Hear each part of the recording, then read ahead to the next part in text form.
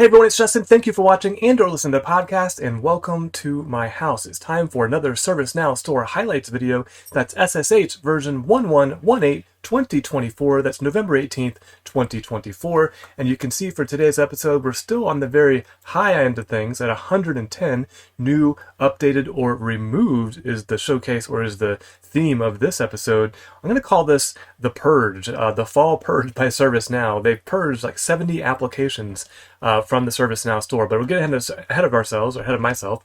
There were 2 compatibility updates, 1 downgrade, 3 fixes, 70 removed or ghosted applications. The last time we saw this many applications removed since I started tracking them was back in May when Washington, D.C. was released. So not when the early access was done in February, but 2 months later, in May 24th, we saw 869 applications come out, and of those 869, 92 of them were removed from the store. So we just got done with Xanadu Store Release 2, and we're seeing a purge of, and what I saw, most of these hadn't been updated in like a year. So I'm crawling the store every week, looking at things, and the last time any of these applications had anything was almost a year ago. So it all makes sense to me. If you're not updating your app and there's been 2 releases, that you probably should be cleaning things up from the store. But anyways,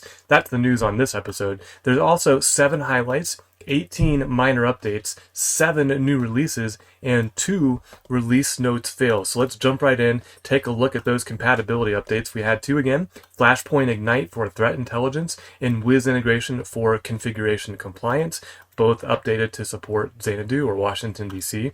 There was 1 downgrade, that's Access Analyzer from ServiceNow. Let's double check that live while we're recording and make sure that's still a downgrade. We're at version 3. We were at version 3.1.0 on November 7th as part of Xanadu Store Release 2. And they've brought us back to version 3 that was released in August of 2024. So 1 little downgrade. There were 3 fixes, Qualys Core, Qualys VMDR, and Service Graph Connector for Juniper Mist were the 3 fixes for the episode.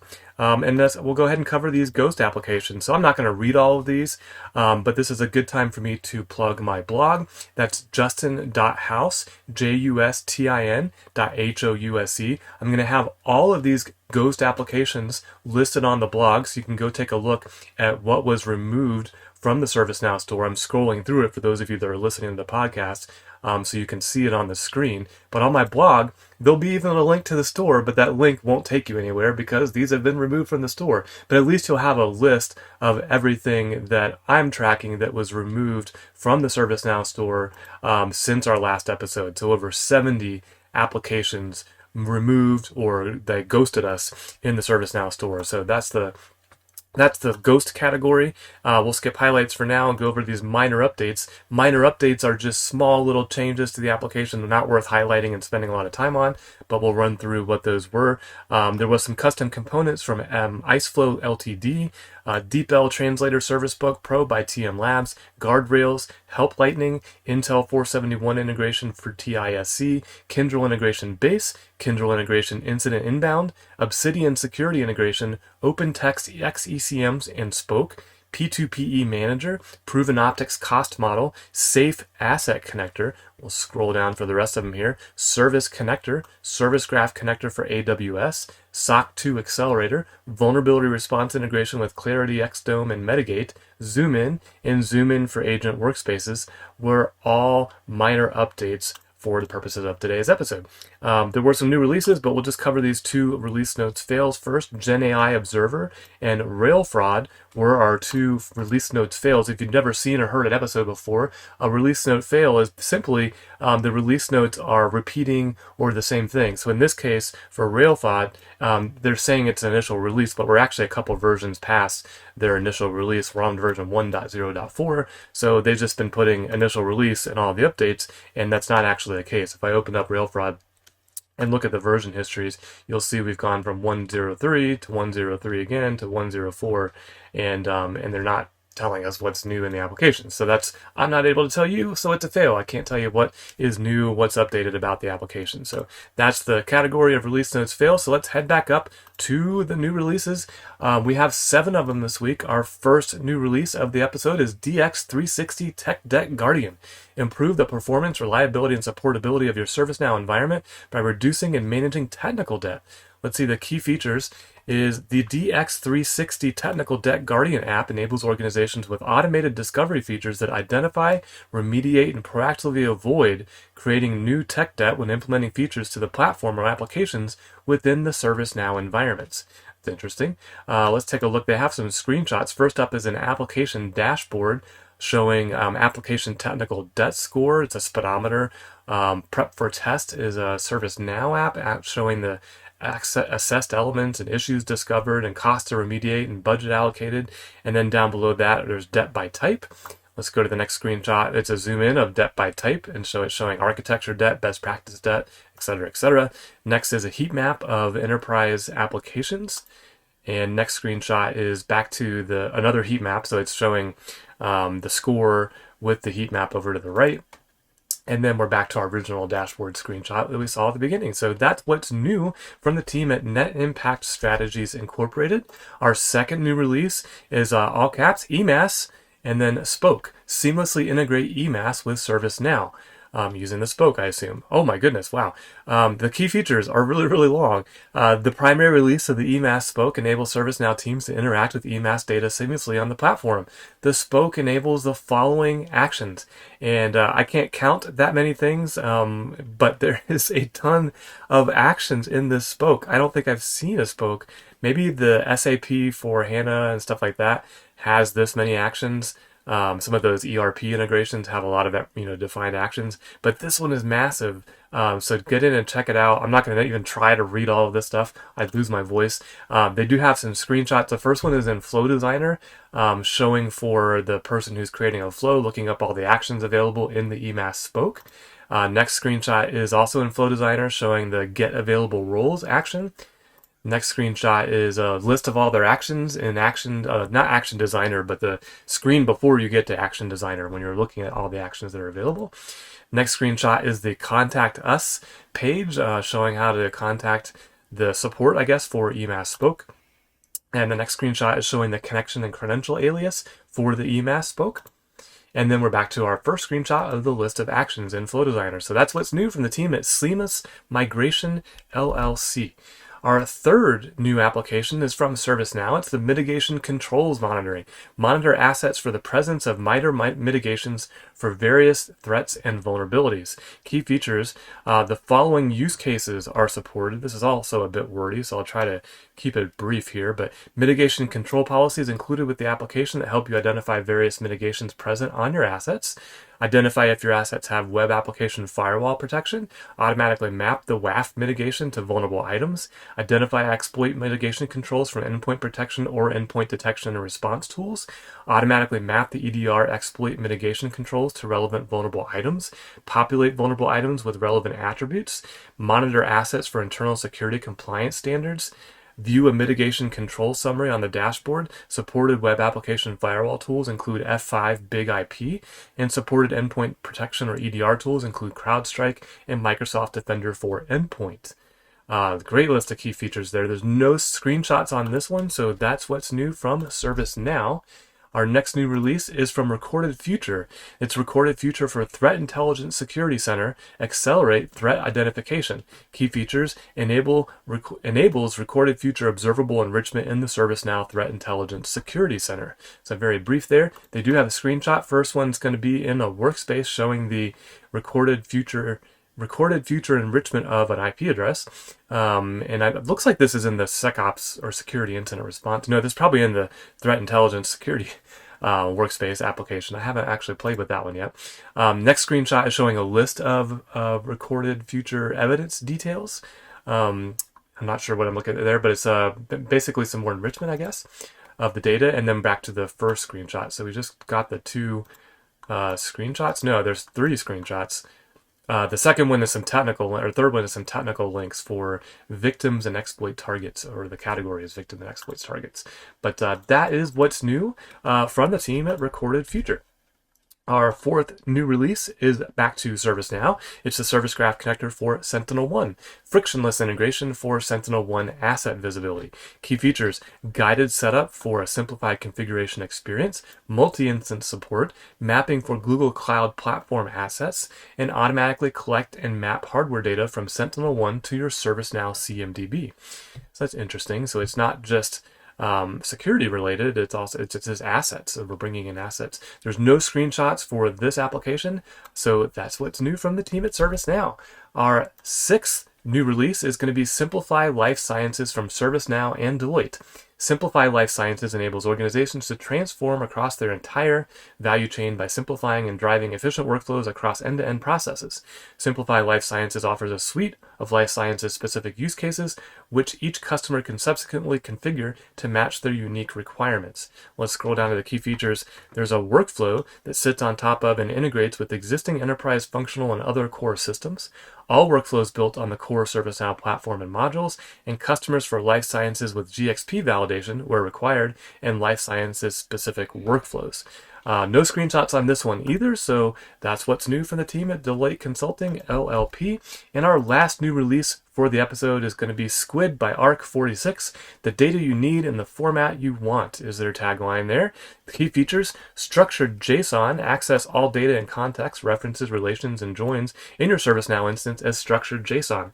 Rapid deployment can be installed and operational within 90 minutes. Flexible configurations, choose from hundreds of predefined configurations or easily create custom ones to suit your specific data requirements. Real-time data access provides on-demand real-time data with response time as quick as 50 milliseconds, making it suitable for the integration of peripheral systems.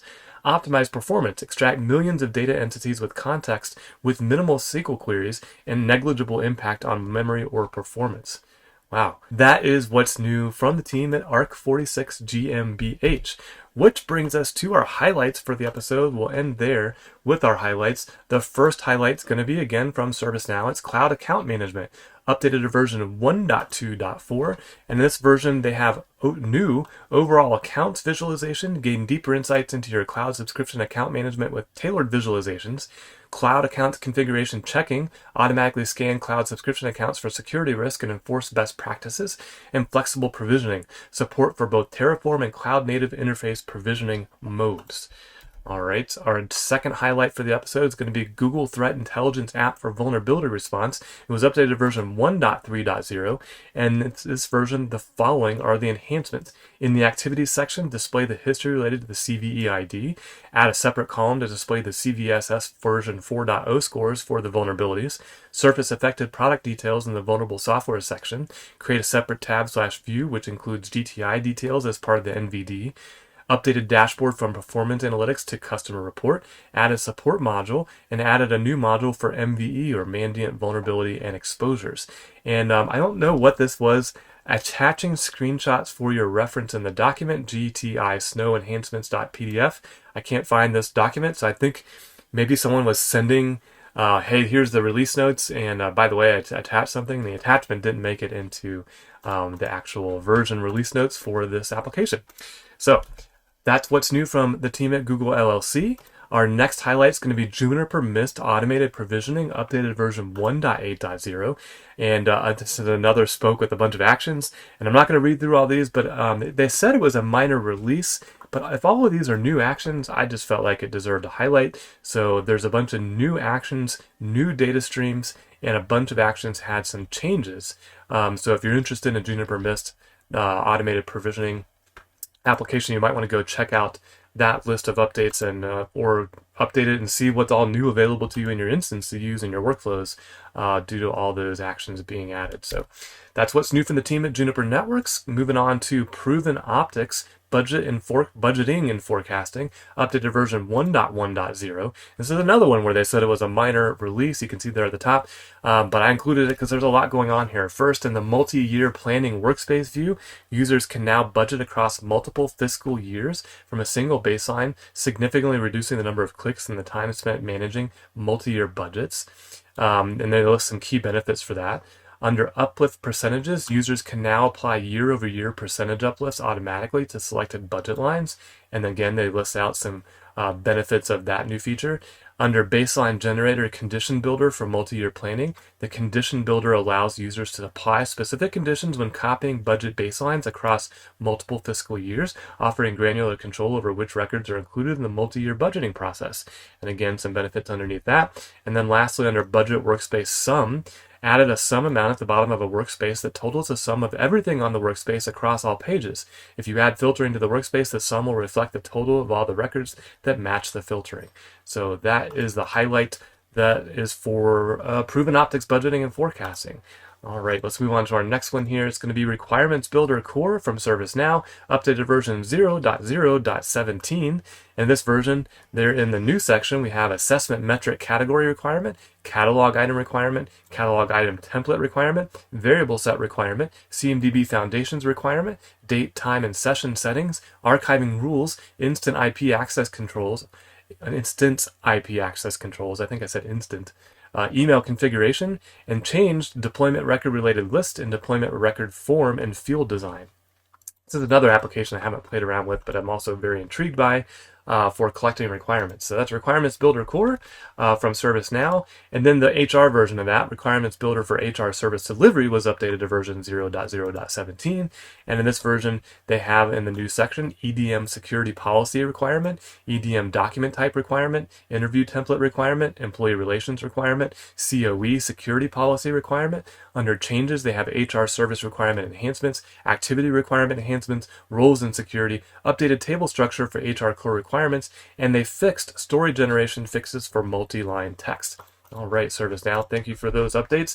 And our last highlight is going to be Runbook Management. It was updated to version 1.9.0, and in this version includes the following enhancements or fixes to existing features. Under Improvements, optimization of bulk actions, including clone, approve all, baseline, activation, visual indication of bulk action progress, grid optimal sizing and resizing on load and zoom, event cloning, avoid showing too early, add filter to team membership, and there were various fixes including delete runbook, avoid multiple planning jobs, export handling of special characters, show user first last name in team membership. And that's our updates from the team at IceFlow Ltd. And that is our entire episode. A little bit shorter this week, so hopefully that's good on us.